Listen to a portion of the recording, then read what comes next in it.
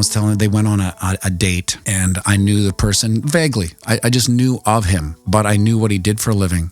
And so I had to say, that guy's in my 5 never dates. And she's like, what do you mean never dates? Like, well, I have a list of 5 people 5 men you should never date, just based on my experience with being friends with these people and being in the list myself, right? So I'm going to share with you the 5 never dates. This is for women. I know 99.9% of the people watching this are men. So I do have a 5 never dates for women, but we'll do that on another day. And these aren't in particular order. They're just, 1 through 5. Number 1, bartenders. And I will come back and explain why most of these are never dates. You can probably guess. Number 2, actors and or models.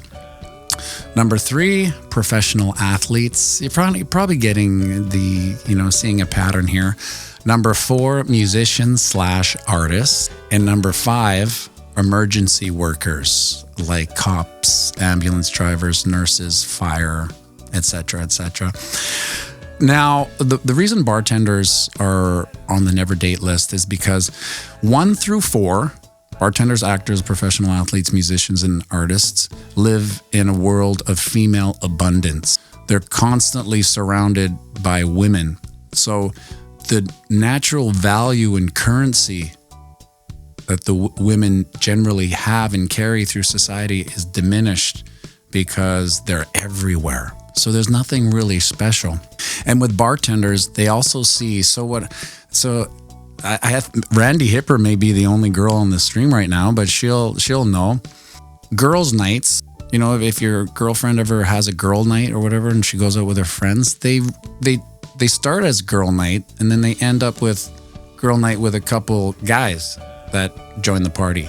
And if 2 guys don't join the party, well, the default is the bartender, right? So there's always someone in that group, in that girl party, that will start hitting on that bartender because it's fair game. It's like they feel like they can finally flirt without any social consequences, so to speak, because the bartender, is kind of flirting back, and he's trying to make some money off these girls with tips. So he's being extra friendly, etc., etc. And a lot of time at the end of the night, if a girl, doesn't find some guy or whatever, an easy duck by the pond is the bartender.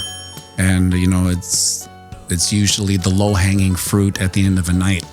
So if you are dating one of those, imagine them going to work every night.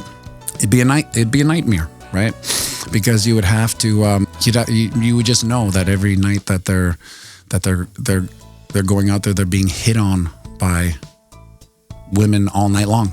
I mean, most men don't get hit on women ever, but you take any of those guys, just a normal mid-looking dad bod, balding, just generally average guy, put him behind a bar, he's going to get hit on by women. It's just because it represents an alpha male, right? You are controlling the party, and if you're in control, you look like an alpha male. Number 2, actors and or models. Same thing, although it's at a higher level. So actors and models, like when models go to photo shoots, they're surrounded by other models. So their social group is nothing but 8s to 10s, and they're actually friends with and talking to. So you take that average man, they're not really talking to or friends with, definitely not friends with, and maybe talking to with these 8 to 10 type of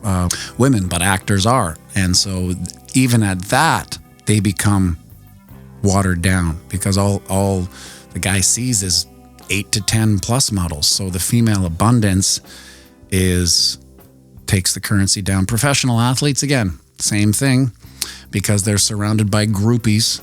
There's always, we call them hockey pucks. When the Jets came to Winnipeg, we noticed that the top tier of women disappeared. Now, they didn't get married up. They just got ran through by the Jets. And then it's kind of hard to take, I would assume, as a 8 to 10 type of girl to get ran, because they never get ran through, right? Basically, they can pick and choose what they do, but athletes are kind of higher and they get almost fed a lie, like maybe they'll get wifed up. Now, a couple of them did get wifed up, so there are success stories. 2 of them at my bar, the Green Room, did. 2 bottle services married Jets, and they don't live here anymore. Well, maybe one does. Her NHLer retired at like 28 or something, and then the other one, I want to say he plays for Las Vegas Knights. He's that kind of mulatto guy. He's a bruiser, fourth liner. He's a jerk too. He would come to the bar. He's a jerk. And of course, so female abundance. Now, musicians and artists. There's take everything I said about bartenders, actors, professional athletes, female abundance, and groupies, and factor in the dementia of an artist, the hyper-focused, I guess it's a selfishness too, because you're putting your craft above anything. So like when it comes to musicians, me being one, I know this, it's like I always say, I'm never bored.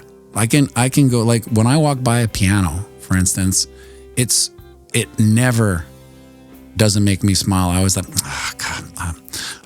I got to do this, then I'm going to play the piano. And I can play the piano forever because it's never ending learning. It's like the Bitcoin sphere. Like the more you learn, the more you learn you don't know anything, right? It's the same with piano.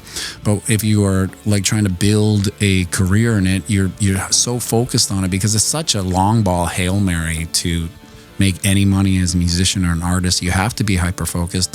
So I always tell girls, if you're going to be dating a musician, just be prepared to maybe be third. And if you're really lucky, you'll be second, but you'll be lucky enough to be third, because first will always be the craft, the instrument.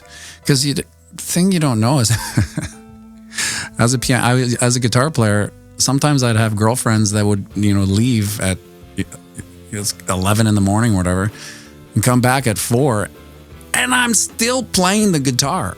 I mean, you don't get sick of it, so it's not like. And so what happens is that a lot of girls will be attracted to these type of people, but what made them attracted to you will ultimately ruin the relationship, because they'll get sick of it, they'll get jealous of it, they'll get tired of it. Why are you're still playing the piano, you're still playing guitar? I don't like you going to that bar, and I don't want you working there. I know a bunch of sluts that go there, and I don't like that. I don't want you to do modeling shoots anymore.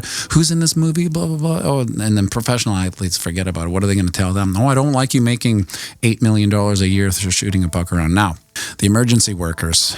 This is a different one because they work in the gallows. So imagine this. You're just a normie. You work in an office, accounts, receivables, Mindy speaking, may I help you all day long, right? Like just doing normal stuff that normies do. Now, you're dating someone who's a nurse, an ambulance, or a cop, or a fire. And then you come home and they ask you, hey, how was your day? And you say, oh, fine. Terry didn't show again, so I had to carry his workload, and I had to put his TPS reports away for him, etc., mundane. Then you ask them, how was your day? And usually you won't get the truth, because the truth is too hard for most people to handle, because the things that these people see on a day-to-day basis, they become so numb to it. But it's the type of thing that if we were to see it once, we'd be traumatized probably for life.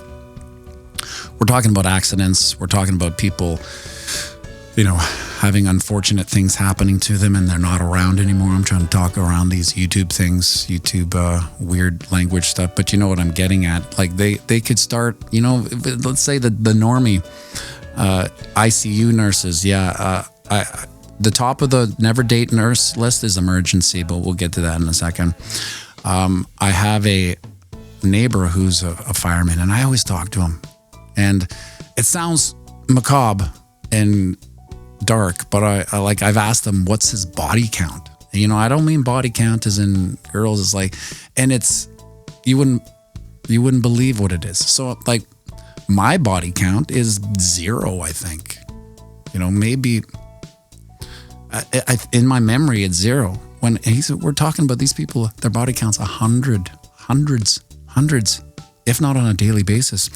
So to have your brain and your personality moved off into like, I can handle this type of horrible stuff, accidents on the highway, people not having good days and doing things to them at 9 a.m, and then come home and, watch Three's Company and video hits, pretend like it didn't happen. It takes a toll on them.